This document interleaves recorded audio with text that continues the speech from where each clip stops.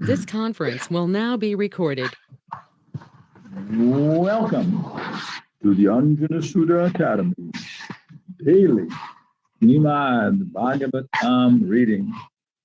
And this daily is 2021, October 26th. Take a little bit of space here for our sidebar. There we go. And who will be our chief guest? Today's class will be in English. Clase hoy día, mi lunes, martes siempre está en inglés. Y lunes por la tarde, español. Y miércoles por la mañana, español. Gandharva Das, can you be the chief guest? Hare Krishna, Guru Maharaj, please accept my humble obeisances. Yes, sir, of course. Oh my gosh. Thank you for the many bears. Oh, thanks to you. And their peanut butter. Okay. Jaya Radha Madhava Kunja Bihari. Jaya Radha Madhava Kunja Bihari. Hey Gopi Janabalaba Girivaradari. Gopi Janabalaba Girivaradari. Yashodanandana Braja Janaranjana. Yashodanandana Braja Janaranjana. Jamuna Tira Banda Chari. Jamuna Tira Banachari. Jaya Radha Madhava Kunjabi Hari. Jaya Radha Madhava Kunja Bihari. Jaya Radha Madhava Kunja Bihari. Jaya Radha Madhava Kunja Bihari. Gopi Jana Vallabha Girivaradari. Gopi Jana Bala Girivaradari. Yashodanandana Braja Janaranjana. Yasodanandana Braja Janaranjana. Jamuna Tira Mana Chori. Jamuna Tira Banachari. Shishirad Madhavastasaki Kidai. Jai. Chaitanya Chandradaya Mandir Kidai. Jai. Narayanam Namaskrityam. Narayanam Namaskrityam. Naram Chaiva Narotamam. Naram Chaiva Narotamam. Devyam Saraswatim Vyasam. Devim Saraswatim Vyasam. Tato Jayamudirayat. Tato Jajamudirayet. Asta Prayeshua Bhadreshu. Asta Preshu Bhageshu. Nityam Bhagavata Sevaya Bhagavati Uttama Shloke Bhaktir Bhavati Naistaki. Before reciting the Srimad Bhagavatam, we offer our obeisances to Narayan and his constant association, Nara, also to Vyasadeva, the author, and Sri Saraswati Devi, and announce that this Srimad Bhagavatam is our very means of conquest.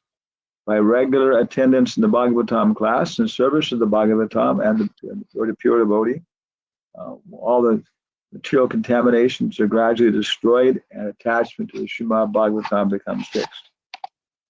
Om Namo Bhagavate Vasudevaya. Om Namo Bhagavate Vasudevaya.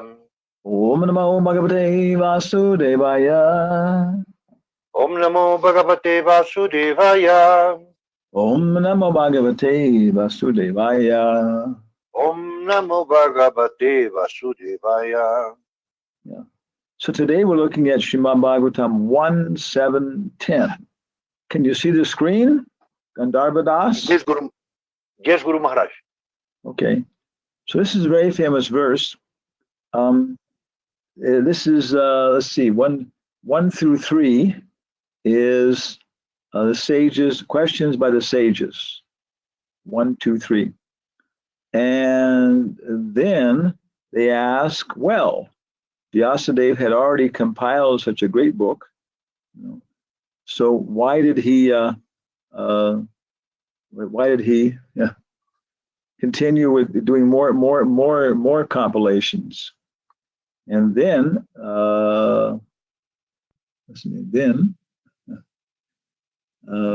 Sudha Goswami tells them how Vyasadeva got the impetus to write the book from his association with Narada Muni. It's 4, 5, 6. And chapter 7 is then 7, 8, 9. I'm not sure how it comes in here then. After that, there's a description then of, how Vyasadeva, once he got the impetus, sat down and began to write the book. And so this verse is very important because it's describing that that Vyasadeva is a liberated soul, and so is Sukadeva Goswami. So then how is it that they went ahead and wrote this entire big book? Because Vyasadeva got the impetus from Narada, but he already did so much stuff. Okay. And so this verse is when Sarvabhauma Bhattacharya was testing Lord Chaitanya. First off, he wanted to preach Mayavad philosophy to him, Shankaracharya's commentary. So Chaitanya sat there listening without saying anything, and maybe other people were also present, but he didn't say anything. But then after some time, then Sarvabhauma said, wait a second, for 7 days you've been listening in complete silence, and you haven't made any comment, so I don't know if you're understanding, you're objecting, or anything. And Lord Chaitanya said, actually, because you asked me to do this and you're my superior, I'm doing it, but actually I can't understand any of the commentations you're making since you asked. And Shankaracharya covers the commentary, covers the natural brilliance of Srimad Bhagavatam. It's so powerful by itself. So that's why I didn't say anything. So then Sarvabhauma began to make his objections, but now he'd asked Lord Chaitanya's opinion. Okay, so now that you asked, this is a very important preaching point. Now that you asked, okay. And then Lord Chaitanya then began to argue with him, not in an arrogant or egotistic fashion, but just on the principles of what was being discussed. And Sarvabhauma Bhattacharya presented unlimited numbers of arguments. We've heard that he's an incarnation of Brihaspati, the head of Indra's university. And so it was just incredible arguments, and Lord Chaitanya was defeating them, one after another. And then finally, Sarvabhauma Bhattacharya, as you remember, he then asked this question, how please explain the Atmarama verse, because he knows Bhagavatam, he knows all these things, and I want to hear your understanding like that. And also Prakashananda Saraswati, I think he also said, hey, we heard that you explained this to Sarvabhauma Bhattacharya, so we also want to hear your explanation. And I think there's one more time that Lord Chaitanya presented it. So very, very central verse. Then one time we were in India with Raktak and everybody else, maybe like 6, 7 devotees, Nadia Rasapuri, and we went to Naimisharanya. Still a very nice place, very simple place, little village, but thousands and tens of thousands and hundreds of thousands of people come on certain auspicious days, on the Amavasya, the new moon day. And other than that, there are many ashrams there with different people who are staying full time. And so one of the ashrams, Narada Ananda ashram, is very big, and they have so much facility, maybe 50 sannyasis staying there, but they're all wearing Shankaracharya tilak. But that's because of their formality. Actually, because they're North Indian people, they chant Jai Shri Ram, but not so much educated exactly. But then the acharya for the whole thing said, "Oh, okay, Western sannyasi, please give us some enlightenment." So we had to sit up in front of 50 Indian Mayavadi sannyasis with nothing but their dhotis and short dhotis and big beards and tilak. And that some of them had already been joking about, oh, what does this sannyasi know? Raktak was telling us, So first we presented the verse, Vedanti tat tatva vidas tatvam yad ganamadvayam brahmati paramatmati bhagavan iti sabdate. The transcendentalists, Vedanti tat tatva vidas, the Vedantis, they know this Brahman, this absolute truth, and these three things. It's Brahman, yes. It's Advaita, with no dualities. It's Paramatma, and it's also Bhagavan. So all three, we all agree on certain things. But then we presented this verse. Atmaramas chamunayo nirgranta api urukrame kurvanti ahoitakim bhakti vidam bhutto gano harahe. So please repeat. Atmaramas chamunayo. Atmaramas chamunayo. Nirgranta urukrame. Nirgranta urukrame. Kurvanti ahoitakim bhaktim. Kurvanti ahoitakim bhaktim. Itam bhota guno harahe. Itam bhuta guno hari. Boliye. Sutta uvacha. Sutta uvacha. Atmaramas chamunayo. Atmaramas chamunayo. Nirgranta urukrame. Nirgranta api avakame. Kurvanti ahoitakim bhaktim. Kurvanti ahoitakim bhaktim. Itam bhuta guno hari. Itam bhuto guno harihi. I think Spanish devotees, they say uvacha. Sutta uvacha. But the last A is short. Sutta uvacha. Okay. Okay. Some of the ladies can lead us chanting now. Sutta uvacha. Sutta uvacha. Atmaramascha munayo. Atmaramas chamunayo. Nirgrantha api urukrame. Nirgranta api urukrame. Kurvanti ahaitukim bhaktim. Kurvanti ahoitakim bhaktim. Itam bhuta guno harihi. Itam bhuta guno harihi. Sutta uvacha. Sutta uvacha.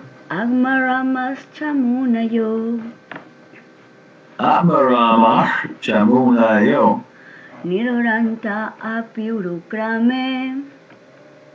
Nirgranta api urukrame. Kurvanti ahaitukim bhaktim. Kurvanti ahoitakim bhaktim. Itam bhuta guno hari. Itam bhuta guno hare. The more we learn how to pronounce the Sanskrit, the way Prabhupada is giving it in the back of the books. In all of Prabhupada's books, in the back there's a pronunciation guide for the Sanskrit. For example, in the beginning it's sutta, and that's an S in the front of your mouth, sa. But Atmaramash, that's more, we pronounce it more in the back of the mouth, open. Atmaramash chamunayo. Sutta uvacha atmaramash. And then with the aspirated letters, like TH, that's not nirgranta, it's nirgranta. You have to push some air after it. There are two girls. One is Radha, and the other is Radha. Okay. Don't confuse them. What else we got? Itam bhuta guna. And with the dot under it, that means it's at the top of the mouth. Guno harihi. And so there's so many nerves in your mouth, tongue, And so when you chant these properly, your mouth becomes very stimulated in a very scientific fashion. And your whole body becomes stimulated like that. So it gives a very, very nice exercise, subtle exercise to your body. You become very alert, discriminating, like that. So chanting nicely is very good. What are you doing very nicely here? Okay. Sutta Uvacha. Sutta Uvacha. Sutta Goswami said, Sutta Goswami said, Atmarama, Atmarama, those who take pleasure in the Atma, generally spirit self. those who take pleasure in the Atma, generally spirit self. Cha, also. Cha, also. Munayaha, sages. Munayaha, sages. Nirgrantaha, freed from all bondage. Nirgrantaha, freed from all bondage. To me, it seems that nir means not, and we talk about hridaya granta, the knot in the heart. So freed from all knots. Api, in spite of. Api, in spite of. Okay, now we have a nice conjugation here. Cha and Eva, certainly. Api, in spite of. Urukrame, unto the great adventure. Unto the great adventure. Yeah. Krame makes it unto, I think. Okay. And Uru means very, very big, very wonderful. And Krama is worker. So Prabhupada says many times this is a name for Vamanadev, because he's Urukram, because he does such big activities. He has big steps. Kurvanti. Do. This is like from karma. The word karma, kar. Ahoy tukim, unalloyed. Ahoy tukim, unalloyed. Bhaktim, devotional service. Bhaktim, devotional service. Itambhuta, such wonderful. Itambhuta, such wonderful. Gunaha, qualities. Gunaha, qualities. Harihi, of the Lord. Harihi, of the Lord. Atmaramascha munayo, nirgranta api urukrame, korvanti ahoitkatim bhaktim, itambhuto guno hare. So the Goswami said, all different varieties of Atmaramas, those who take pleasure in the Atma, or self, especially those established on the path of self-realization, though freed from all kinds of material bondage, nirgranta, desire to render unalloyed devotional service, takim, bhaktim, under the personality of Godhead. This means that the Lord possesses transcendental qualities, and therefore can attract everyone, including the conditional souls. So everybody is willing to do some service. Are you willing to do some service, some work? Gandharva? Yes, of course, Guru Maharaj. Would you work for Bill Gates? If only if it's necessary. Would you work for the devil? Only if it's necessary. What if he paid you, $100 an hour? No, maybe it's too short. $1,000 an hour. Okay. Everybody has their price. Yeah. Yes. Okay. Yeah. But that's the point. This is not ahoy to ki bhakti. But here the great sages, they're not working for liberation. They're not working to become Indra in the next lifetime. They're not working for any of these things. It says that there is, because Krishna is so wonderful, they just want to serve him because he's so nice. He's wonderful. It is inspired. So very, very essential verse for understanding reality. Okay. And then Prabhupada's purport. Lord Chaitanya explained the Atmarama Shloka very vividly before his chief devotee, Sanatana Goswami. Well, there's the third one. He points out 11 factors in the shloka, namely Atmarama, Munayo, Nirgranta, Api, Cha, Urukram, Kurvanti, Ahoy Takim, Bhaktim, Itam Bhuto Ganaha, and Harahi. According to the Vishva Prakash Sanskrit dictionary, there are 7 synonyms for the word Atma. Okay. Brahman, body, mind, endeavor, endurance, intelligence, and personal habits. The word Muni has these interpretations. Those who are thoughtful, those who are grave and silent, ascetics, the persistent, mendicants, sages, and saints. Okay. So in this way, you can see that each of these words becomes divided into many, many, divisions like this. So Prabhupada, I think he was paraphrasing the presentation to Sanatana Goswami. This is the beginning of the Bhagavatam, and he wasn't even planning on translating. What do we say? Translating Bhagavatam. He gave his what is it? His teachings of Lord Chaitanya summary. But that of course includes Sanatana Goswami. I think. I'm not sure. Teachings to Rupa Goswami, teachings to Sarvabhauma Bhattacharya, Prakashananda Saraswati, Ramananda Roy, and maybe Sanatana Goswami also. So I think also Lord Chaitanya also, when Sarvabhauma asked him, please give an explanation of this verse, Lord Chaitanya said, no, you go first, and I'll do it. And then Sarvabhauma, just by manipulating grammar, breaking the words into different sections to get different artificial meanings out of them, he gave 35 different explanations like that. But the Lord Chaitanya then, only taking the strict definitions from the standard dictionaries, Amara Kosh and different things like that. So the English dictionary, for example, was compiled, the first one by, I think, Samuel Boswell, Samuel Johnson, yeah. And now, of course, there are different institutions that write the Royal Spanish Dictionary or the Oxford English Dictionary or the Webster's Dictionary. So these are things that compiled by different people. So, but they're respected within the Vedic literatures, as we understand, they're quite respected. So different dictionaries. So Lord Chaitanya was taking dictionaries that Sarvabhauma would also accept, and then when he saw what he was doing, Sarvabhauma saw what he was doing was, okay, the first word Atma has, how many Prabhupada says here? The word Atma has 11 different factors. Okay.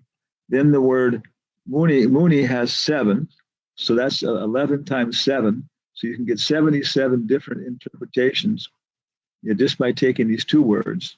Then you get the next one, which has 4 more, which is 210 plus 24, 28, something like that. 28 plus 280 plus 28. So then Sarvabhauma saw what Lord Chaitanya was going to do, And I think when you come to the conclusion, I can't remember whether it's 3,500 possible interpretations or 35,000 possible interpretations. So Sarvabhauma was feeling pretty proud after he gave 35 different explanations based upon nothing but word jugglery. And he saw this sannyasi is going to give 3,500 or 35,000 different interpretations, bona fide interpretations based just upon the dictionary. So at that point, as we had somewhere there, Sarvabhauma Bhattacharya's mind started to overheat and explode, and his intelligence kicked in like the circuit breaker or the fuse and popped it. So it turned off before his mind before he just went crazy like that. He was staring at Lord Chaitanya. And so this is the preaching. The people become amazed at the Bhagavatam, at his presentation, as a devotee presents it. And then they ask, my goodness, please tell us then, what is the truth? What is going on here? Sri Damodar Maharaj asked Prabhupada, can we have our own laboratory and do experiments like that? And Prabhupada said, yes, the facility is there, but he said it's so difficult to acquire these things. And he said, they've already done so many experiments, they're already there, such an incredible amount of experiments, experimental evidence. So he said, what you should do is sharpen your intelligence on Srimad Bhagavatam, Bhagavad Gita, and then explain the things they've discovered in a better perspective using the Bhagavatam. Then automatically they'll say, wow, where do you get this perspective from? So, oh, it is from this book. And it is available, with beautiful colors and complete Bhaktivedanta purports from the Bhaktivedanta Book Trust. And if you're miserly, you can do it online. Yeah. So this is this Atmarama verse like that. And because again, it's very, very, very principled verse that yes, because one time one guy who was coming to the temple in Berkeley a lot, a nice guy, tall guy, kind of a street, I guess kind of living on the street somehow or other. And many people were there, kind of sages, used to be. Yeah, I mean, friends with him. We would go out. He's a nice person. We talked a lot. But he had this real Mayavadi, attachment and stuff, flowery language and mysticism. And so one time he said, "Oh, you people are just too attached to personality, to form."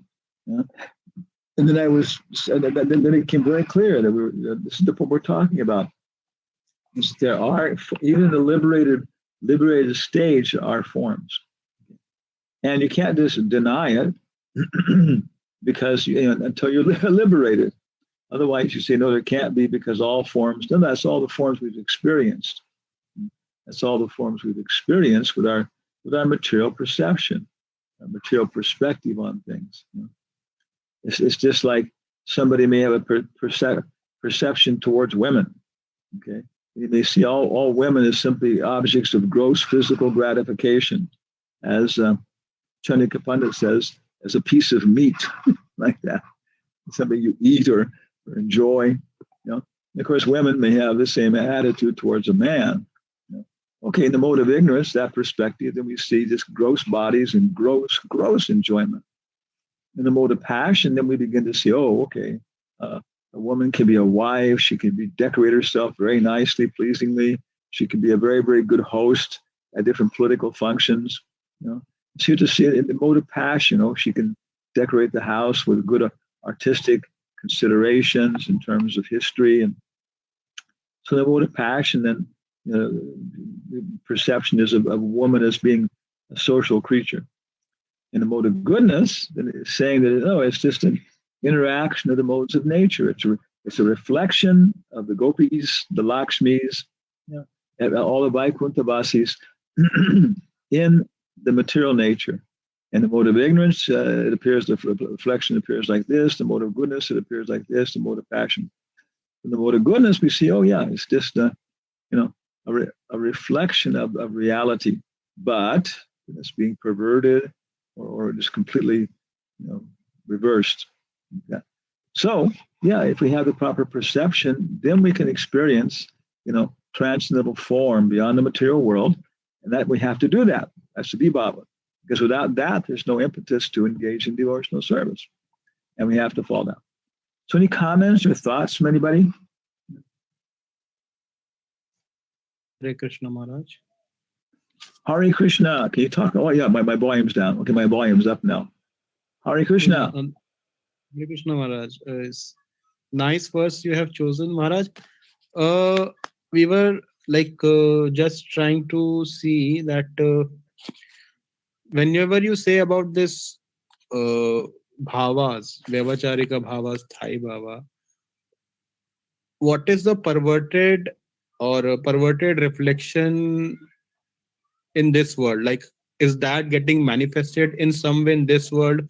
I'm asking this because then this might be a good interface for somebody to introduce Rasa Shastra and then Jiva Goswamis, because many people have this challenge of understanding emotions, identity, and those sort of things. Thank you. Yes, very nice question. Yeah. Of course, we have, such wonderful resources for this with the Bhakti Rasamrita Sindhu, which is Jiva Goswami's opus magnus. Rupa Goswami. And then we have Prabhupada's summary translation, which covers most of the verses, Nectar of Devotion. Then there is Bhanu Swami's more detailed translation with some comments. And Professor David Haberman. Now, then, of course, we can connect it to a respected academic university and respected academic tradition. He translated it. I think somebody from Delhi, one big press, famous press, did the translation with the Devanagari. And then he has an incredible introduction, which is very, very, maybe about 50 pages, where he goes through the whole history of Rashis, Shastras, and everything else like that.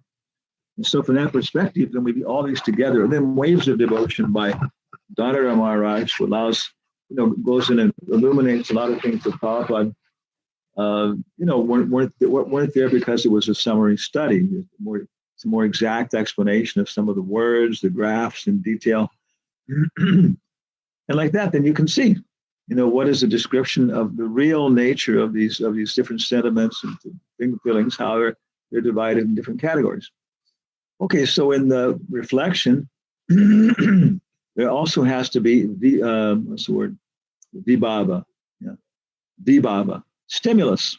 And we all know that. So otherwise, if we're not stimulated, we'll just sit someplace, nothing will happen, Okay, so what is the stimulus? There he's dividing it into Krishna's Udipana. So there are two things, Udipana. I can't remember the other one right now. It'll come back. Okay. Yeah. So one of them is directly Krishna, his smile, his fragrance, his walking, directly Krishna. And the other one is things in terms of Krishna, Krishna's temple, Krishna's holy dham, Krishna's associates. These are also stimulus, like that. And so then we see exactly the same thing. Of course, in the material world, it's the same thing as one is stimulated by the opposite sex. Of course, for us, the opposite sex is Krishna. He's the opposite sex. So the material world, we get stimulated different ways. And of course, it's an exact analysis that, I'm stimulated by my wife. She has such a beautiful smile. Her hair is dark like a raven's wing or something, some nice thing. Dark like the night. And her eyes are like two stars in the night. Okay, yeah. But also, attracted stimulus is there because she takes care of the house so nicely. I come home, there's always fresh flowers in the house, and it's clean and smells very nice. And all the children are bathed and, receiving me properly. Okay. Deepana, and for the other one. Okay. So there, yeah, we can see then, I think, that in the mode of passion, we can see how, in the mode of goodness, we can see how it's reflected in this world. We can see, what's the word? But Vatsalya Ras. I was explaining, this is a very, very nice example of, of how whether mother doesn't want anything from her child. In some ways, it's a natural stimulation for service. So in the mode of goodness, we see it like that. In the mode of passion, then the mother is thinking, okay, I want my kids to grow up well. I want them to get a good education. I'll help them go through all their studies and get their career. And then when I'm old, I'll have someone to take care of me with proper opulence and social prestige. So in the mode of passion, that kind of desire is there. So does that give some perspective on your question? Yes, Maharaj, lots of perspective, lots of work to do ourselves. Thank you. Yeah. Oh my goodness, it's unbelievable. So thinking of, once you start getting almost any area, so many temples need to be constructed. So many societies need to be organized. And there's so much academic and intellectual work needs to be done. And then that can be translated into dramas, comic books, exciting things that people they'll get lessons from them, which will stimulate them at heart. And they'll become good boys and girls. Yeah, because we understood the Maharaj of drama, especially these laughter shows, they might say anything nonsense, logical, illogical, but they add the smile or the laughing background. Or any nonsense song, they have a nice music. So I could figure out that cognition or logic is actually riding on emotion or sound. So it becomes easier. So therefore, I was just thinking that why not focus on the career? Why so focus on the intellectual part that way? This is very interesting too, because of course, there are different kinds of emotional relationships. When we talk about 5 primary rasas, and there's 7 secondary rasas, but they have to be based upon a primary rasa. Okay. And sometimes they're so prominent that you don't see the primary rasa, but it's there. You can understand it's there, but it's like Bhishma Dev being engaged in a chivalrous relationship, Virya Ras, with Krishna. Yeah, but of course his basic rasa is dasya, but it's so covered by that Virya Ras that it's not prominent. But yeah, but it's there. Yeah, it's with a service attitude, not like a cowherd boy. But then beyond that, we're also getting, what's the point here? That, oh my goodness, things are covered. Forgot what it was. Oh yeah. And that is that, okay, but then also logic, as you're talking about it, reason, for looking at it, this is everything is, David Haberman quotes from the Varaha Purana or something, which says the basis of everything is rasa. Okay. So for example, if we're looking at logic, mathematics, Euclid's principles is fundamental to so much mathematics. I'm not even sure, maybe some odd things are non-Euclidean or don't use Euclid's definition of a point. But Euclid's definition of the point is just through algebra, through geometry, through analytical geometry, through trigonometry, through calculus. I guess how far it goes, statistics. A point is that which has no extension, no width, no length, no breadth, no mother, no father, no history. Neti. So why do we accept these? These are axioms. They're postulates. There's nothing. There's no reason, why you should accept these in terms of logic, because without these, you basically almost have no logic. But when you ask the original people who were accepting these and establishing, they say, because it feels right.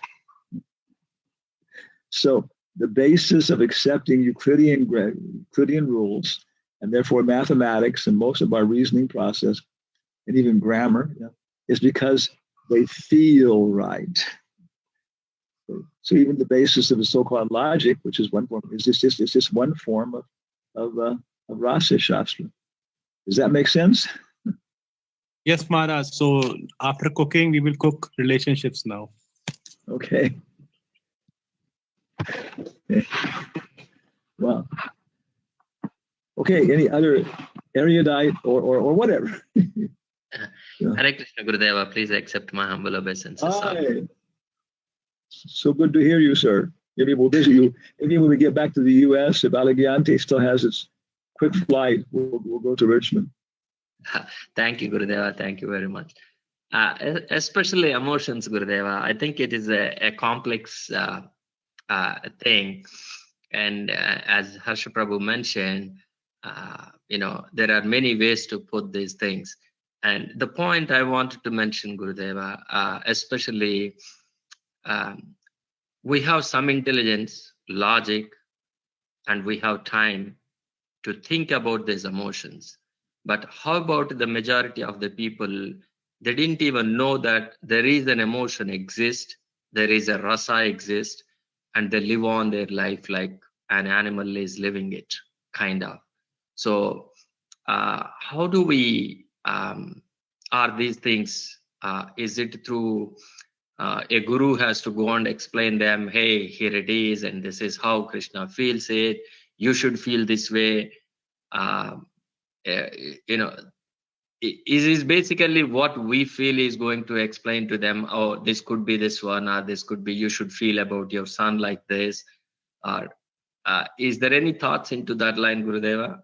Especially talking about people who don't know emotion at all, or even though they can't express? Yeah, we can take it to a really extreme level, which I always tend to do, makes it even more clear. Look at a dog. No? Yeah. A dog. Of course, some people are worse than dogs. There's some dogs who are nicer than more intelligent. So a human in a human body, someone can make himself like a bacteria. You can drink yourself blotto until there's nothing there, So like you're talking about, many people don't engage in these kind of analysis or discussions or considerations, But what we're talking about now is something which is enacted, appreciated directly from the heart. So you don't need logical facilities, material logical facilities. You don't even, material sense perception in some ways. I like this, I don't like that. Because this is directly reacting from the heart. So if the heart is contaminated with different, wrong connections, if you input-output apparatus, the keyboard is not actually connected. If the E is not connected to the E, whatever, you push the E and you're sending a T, you push the Q and you're sending a G, something like that. Yeah, if your intelligence is messed up, then you're going to deal with these rasas in a messed up fashion. And the soul at its very bottommost level will appreciate this is wrong. This is rasabas, this is improper mixture, like that. So therefore, we can communicate these things directly. And again, a dog or an animal, they have some intelligence and they can appreciate. And you see, when dogs will complain about things, if something is just not right, they'll because they say this is not right. So why are you chastising him? Why are you beating that dog or that child or something? They'll appreciate it's not right. There's something here. So even animals, they can appreciate these sentiments. They have nobility. They have faith in us. And they can be ashamed when they've been greedy and carried away by their minds. Afterwards, they come to their senses and they can feel guilt. So we can communicate these things directly through good food and good music. Even the animals will appreciate them, and become purified. They're associating with human beings for some time. They start to develop, proper appreciation at a very fundamental level. Other human beings also. And at that point, they may not be able to express it in such fine logic and analysis and all this kind of stuff, but they can put it into simple words, And then the poet can that's what Rabindranath Tagore said, the poet has to give a voice to these emotions that people want to express. So is that a good idea? Giving prasadam to dogs? Yeah, yes, Gurudeva. Especially you said that the last line wonderfully put. The poet has to give a voice to the emotion. It makes sense, Gurudeva. I think unless someone clarifies things, many of the times we don't recognize these things that exist inside us. So someone who is more intelligent has to come forward. Yes, this could be this could be this, Yeah, but many times what happens is a very, very good poet, he's good with language and all these kind of things. He will tell you, this dumb beast, I saw what this animal was doing, and he said, I never experienced such courage, such loyalty, and I'm going to try and express it now with my skill in poetry, but I can never do it. I can never really be able to really explain to you what I experienced that animal expressed for me. So the other side of it is true too, is even though you can't express it, through words, but sometimes you'll express it through activities and something like that, which will, somebody who's technically qualified as a poet, he said, well, yes, wow, this animal knows these things better than I do. Excellent one, Gurudeva. Thank you. Nice. Okay. Can you express any emotions in C++? That's what I'm thinking, Gurudeva. Especially these languages. So hundreds of languages are appearing every single day or every single year, coming up with this Perl, now Python. Now Python is disappearing. Something else is coming. Every single language is coming to deliver the same thing. Why do you have this many languages, to begin with? So I think, as you said, to express a little better this particular portion, I think it's time. All these languages are based upon binary, aren't they? Yes, Gurudeva. Yeah, and that's our point. Is that the basic fundamental principle of Euclidean perspective is the point. And the point is neti, not this, not this, not this, not this, not this. It's absolute reductionism, So automatically all these languages are almost incapable, Wow. Anyway, try and combine together and produce a description of colors. Maharaj, we also try to understand that when you count 1, 2, 3, 4, it is actually monoism. That not monoism. That everybody is same. The one boy is second equal to second boy is equal to third boy. Yes. The And Jews. Okay, yeah, go yeah, ahead. and as Prabhuji was saying, what is the use of different languages? So these different languages are nothing but trying to rearrange the information. That's all, nothing else. I've also figured out C++, Python, and those are, and they have all their syntaxes, all proprietary rights, but there's a little bit structure difference. But ultimately, it's just like trying to make logic fast and linear thinking. That's all. There was one person was commenting that King David, one of the first kings of Israel, he was going to do a census, count how many men, how many women, this and that, and everything else. And an angel came to him in a dream and he said, David, this is not a good thing, because it's exactly what you're saying. It reduces everybody down to an impersonal, comparable entity. And you see, the angel was saying it's not a good thing. This is, impersonalized people, and just because you know this, then you'll be distracted from seeing people as people. And then King David in the dream agreed, yeah, you're right, I won't do it. And so this author is historian. He said, and if you look at the Bible and everything else, you know that the Jews never agreed with what God said. They would give an argument about everything God told them to do. Yeah, do this, do that. And so he said, if King David immediately agreed to it, you had to understand that he really thought, yeah, this is a terrible idea, counting people. Oh, great, yeah, wonderful.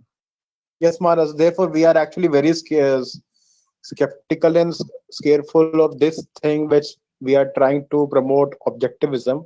But one line of Bhagavatam which was very interesting to me, that absolute truth is both objective and subjective.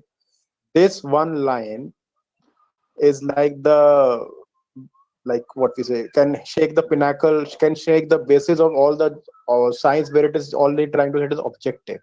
So these sort of things where science and coding, everybody is coding these days, trained for coding, trained for mathematical thinking. So ultimately we are promoting nihilism or monoism. It's like, so Yeah. that's what's happening everywhere. People also are finding, sir, can you teach us statistical programming? And I was like, why should I destroy their sentiments and make them a robot of talking in only? So then we have to learn, for example, if you're in business administration, then yeah, there's Hitopadesh, there's Panchatantra, there's Chanika Rajaniti, there's what do you call it, the instructions of Bhishma Dev, 17 chapters, so much instruction in political science that don't involve numbers. But that is going to research methodology where they are saying that we don't accept deductive facts, we accept inductive facts. So that's a debate going on, that all this inductive is nonsense. But yeah, so everybody is fighting on that we have to get this inductive fact out of the movie and get a deductive one. And so when we do this, if we take advantage of it, the more we have classes like this and study like this and organize good study, the more we'll be able to offer an alternative, the more we'll be able to shed light on the matter. And then we'll see that the disease becomes polarized. The good flesh will then reject, and what else? It'll separate itself and maybe even then contain this. In biology, some contamination, the body contains it, like that. And it can be drained and stuff. So we should expect nothing. Some people will become polarized, they'll become separated. Oh, here's a good area. And then other people who don't want to participate, okay, and if we're in charge of the government, we can create Las Vegas. They can all go to Las Vegas and use their statistics to try and defeat the gambling processes. That happens, Maharaj. MIT gamblers. I know. So you see the result of their logic. Okay, they can all end up in Las Vegas and endless do loops. And then they spend money in the other places in Las Vegas itself. It's just like, what should I say? Oh. Gandharva has a comment. What do you think of outlining the contents of Srimad Bhagavatam for didactic purposes? I mean, I think it's already done. Bhaktivinoda Thakur, Prabhupada is always quoting in his commentary on this. Bhaktivinoda Thakur says, starting for the 5th canto in English, there are summary chapters of each summary. Of course, didactic, how are you doing it? Is it for ladies? Is it for men? Is it for this purpose? Is it for administrators? But at least there's already a summary. In Spanish, I think it starts with the 1st canto. And I think these are our Vishwanath Chakravarti's commentaries. So our acharyas always do this. There's so many different books where the Bhagavatam is summarized in different ways. The pastimes are summarized. But, it depends upon the person's perspective and purpose. And then after that, of course, okay, maybe summaries are there for overviews, perspectives. But then, now we want to focus. Hey, we need more details. Well, this is the problem. Okay, is there more details about it? Yeah, there's many more details. And then people go into, into detailed analysis and even, drawing out more meaning, more content. I have sometimes received adverse opinions because these devotees argue that students believing that it is all boiled down to those resources, would not want to study the text. No, it's a good summary, okay, but then in some ways, this is what I want, this is what I need to know. I have this daksha in my character. I'm a great Sankirtan devotee, a great book distributor. I'm doing great Vishnu Yagna, but I have this pride from the whole thing. I need to hear this story in daksha in detail. I need to hear what happened to the daksha afterwards. So that's what I would say. Of course, fools would say, okay, yeah, I know a summary of medicine. I can do anything. No. And person intelligence says, I know a summary. That helps, but then I need to know more. Alambana. Yes, my Mitravinda. Udipana and Alambana. Yeah, thank you. So maybe we're going to stop here now because we have to prepare next for the Board of Examiners meeting. This is really it's difficult planning, but I can't change it right now. And so then Atul Krishna, a couple more devotees, Adi Purush, with Lakshmi Moni, and one more very nice devotee, Indian devotee. They're trying to make up a good question bank for the Bhakti Shastri studies. And right now we're on the 5th and 6th chapter of Nectar of Devotion. And Prabhupada quotes this verse there, as being one of the qualifications for becoming a devotee. Who can become a devotee? Well, we see people who are liberated ultimately. They're the ones who really can become devotees. So thank you all very many. Yugala Kishore, Vrishabhanu Nandani Ambarish, Vidura, Swakiya Devidasi, Subhasaka Krishna Purori, Srinivasa Charya, Sarad Radhika Devi Vidasi, Bosa Aimana Kanchakahu, Manjuali. What happened here? Namachintamani, Manjuali Devidasi, Lalita Madhava, Lalita Gopi Devidasi, Lakshmanagas Raman Redhi, Kamagayatri, Jadana Shringandira, Shakti, Harsh, Gurukuna Shakti, Gandharva Das, Chaturatma Das Palika, Carlos Roll, Arjuna Das, Anuraksha. Okay. Anuraksha. Okay. And Abhinandan Das, Udilo Aruna. Thank you all very much. Chant Hare Krishna and be happy. Hare Krishna Gurudeva, thank you very much. Hare Krishna, Guru Maharaj, thank you very much. Hare Krishna, Gurudev, muchas gracias por la clase.